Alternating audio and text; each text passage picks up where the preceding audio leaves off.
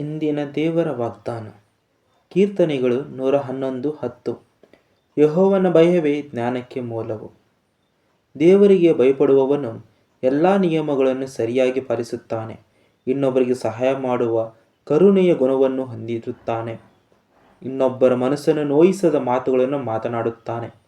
ಈ ರೀತಿಯಾಗಿ ಜೀವಿಸುವವನು ಕೆಲಸದಲ್ಲಿ ಅಭಿವೃದ್ಧಿ, ಮನೆಯಲ್ಲಿ ಸಮೃದ್ಧಿ ಮತ್ತು ಆತ್ಮ ವಿಷಯದಲ್ಲಿ ಧನ್ಯನಾಗಿರುತ್ತಾನೆ.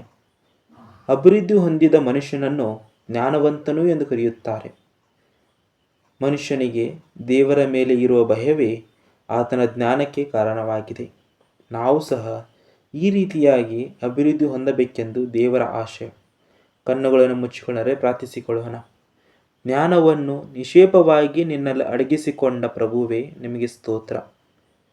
ನಿನ್ನ ದಯೆಯಲ್ಲಿ ನಿನ್ನಲ್ಲಿ ಜ್ಞಾನ ಹೊಂದಿ ಜೀವಿಸಲು ಮಾರ್ಗದರ್ಶನ ನೀಡಬೇಕಾಗಿ ಕೇಳಿಕೊಳ್ಳುತ್ತಾ ನನ್ನ ಚಿಕ್ಕ ಪ್ರಾರ್ಥನೆಯನ್ನು ಕ್ರಿಸ್ತೇಸನ ಮಹೋನ್ನತ ನಾಮದಲ್ಲಿ ಬೇಡಿ ಹೊಂದಿದ್ದೇನೆ ತಂದೆಯೇ.